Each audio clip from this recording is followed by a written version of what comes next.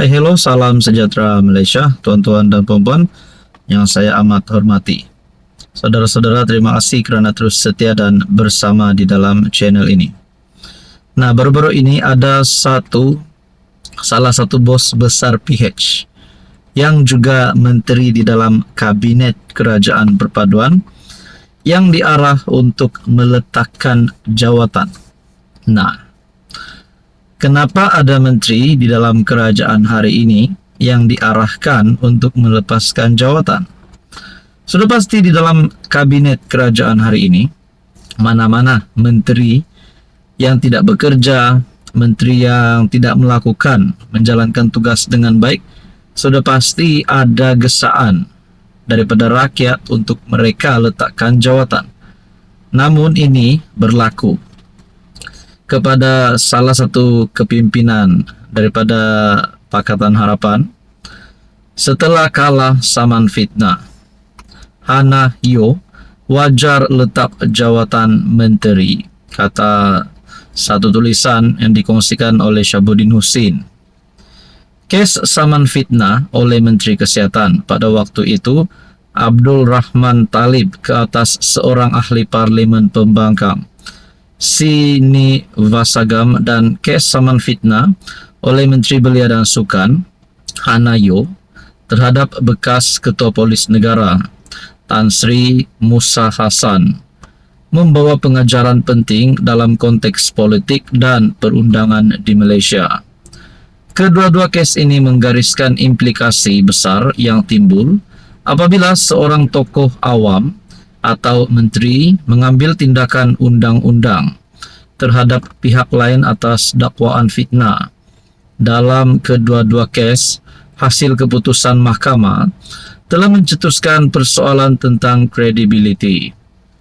Dalam kes Abdul Rahman Talib v Sini Vasagam dan N. Anor, Abdul Rahman Talib merupakan Menteri Kesihatan dalam Kerajaan Persekutuan Tanah Melayu, sementara Sini Vasagam merupakan seorang peguam dan ahli parlimen pembangkang.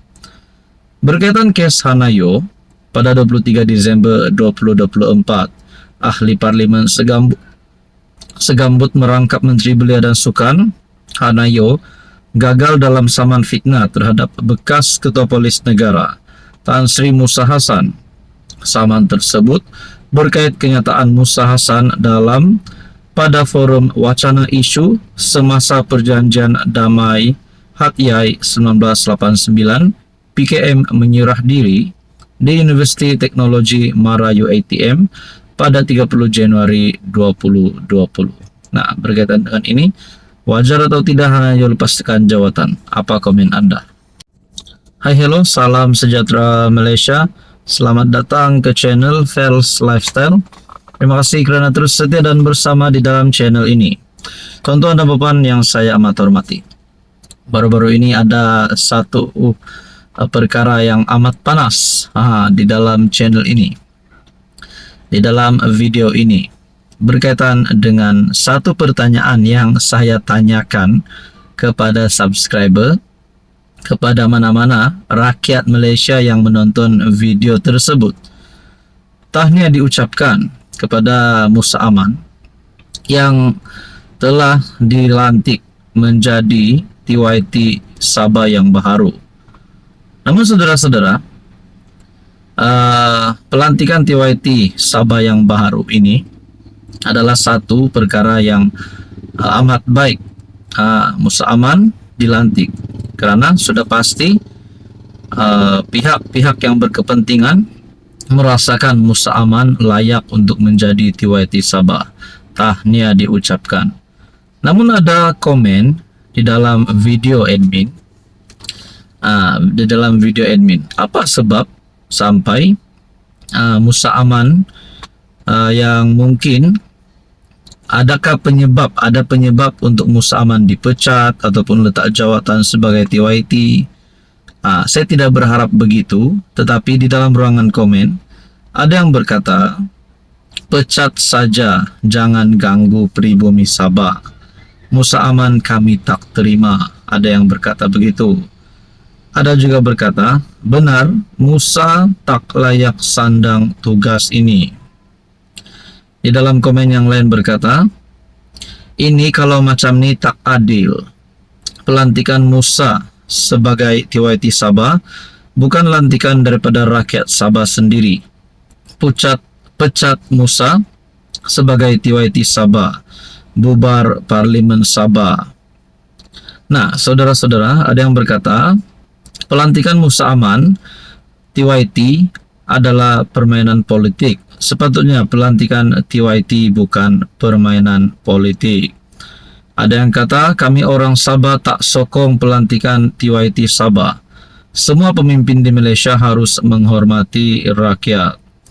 Dan ada nama ataupun calon di dalam ruangan komen disampaikan oleh netizen ataupun subscriber dari channel ini. Berkata, Anifah Aman, Pendekar Amin Mulia dan Joseph Pairin Kitingan boleh diketengahkan pihak jawatan TYT Sabah. Nah, saudara-saudara, tuan-tuan dan puan-puan, jadi terdapat calon yang dinyatakan di dalam ruangan komen. Tapi saudara-saudara, takkanlah baru saja Musa Aman dilantik jadi TYT, kita sudah mahu beliau dipecat. Apapun keputusan sudah diumumkan, tahniah diucapkan kepada TYT Sabah yang baru, Musa Aman. Saudara-saudara, apa komen Anda? Hai, hello, salam sejahtera Malaysia. Selamat datang ke channel Fels Lifestyle. Terima kasih kerana terus setia dan bersama di dalam channel ini. Tuan-tuan dan puan, baru-baru ini kita telah mendengar berita sepatutnya ada perjumpaan ataupun pertemuan di antara Perdana Menteri Malaysia bersama dengan Presiden Indonesia. Berita yang kita dengar adalah pertemuan itu tidak dapat dilaksanakan. Pertemuan tidak dapat dilaksanakan kerana dikatakan Presiden Indonesia Prabowo dalam keadaan kesihatan yang tidak baik ataupun dalam keadaan yang demam. Nah, saudara-saudara, saya telah mendapat satu maklumat daripada tulisan oleh Syabuddin Husin. Prabowo tak demam, Anwar yang demam. Nah, jadi persoalannya, adakah di sini sebenarnya Anwar sebagai PM yang mengelak untuk berjumpa dengan Presiden Indonesia? Adakah Anwar di sini nak larikan diri ataupun takut nak jumpa dengan Presiden Indonesia? Itu soalan saya. Tapi sebenarnya saya yakin Anwar Ibrahim sebagai PM tidak akan melakukan perkara sedemikian. Kerana pertemuan di antara pemimpin besar negara ini adalah satu perkara yang amat penting. Prabowo tak demam, Anwar yang demam. Demikian tajuk daripada Syabuddin Husin. Bertarikh 24 Disember, Anwar sepatutnya mengadakan mesyuarat dengan Presiden Indonesia Prabowo Subianto di Langkawi.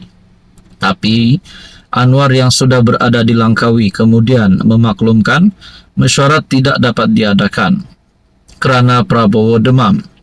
Katanya Prabowo meminta mesyuarat ditangguhkan beberapa hari. Bagaimanapun, Setiausaha Kabinet Indonesia Teddy Indrawijaya menjelaskan Prabowo berada dalam keadaan sihat dan tidak demam. Bahkan beliau menambah, Prabowo menghadiri beberapa siri mesyuarat sebaik pulang dari sidang kemuncak di Lapan di Kahera. Tidaklah Prabowo demam, ujar Teddy, sebagaimana dipetik akhbar Kompas. Malah, kata beliau, sejurus tiba dari Kahera, Presiden Indonesia itu segera mengadakan mesyuarat tertutup.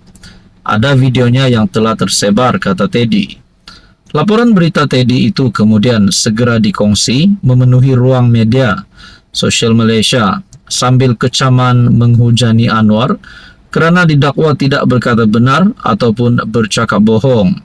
Ada yang berkata Anwar telah melanggar peraturan diplomatik kerana sewenang-wenangnya memperkatakan tentang keadaan kesihatan pemimpin negara lain. Yang lain pula mempersoalkan apakah Anwar mendapat maklumat tidak sahih mengenai Prabowo. Kenapa beliau tidak cuba mendapat maklumat yang tepat sebelum menulis di media sosial mengatakan Presiden Indonesia itu demam? Soalnya jika benar Prabowo demam, sebagaimana ditulis Anwar, bagaimana Setiausaha Kabinet Indonesia sendiri boleh mengatakan sebaliknya? Sepanjang hari ini ramai sekali berbicara negatif mengenai apa yang dilakukan Anwar. Barangkali demam juga beliau lantaran diserang dengan pelbagai kecaman berkaitan hal itu.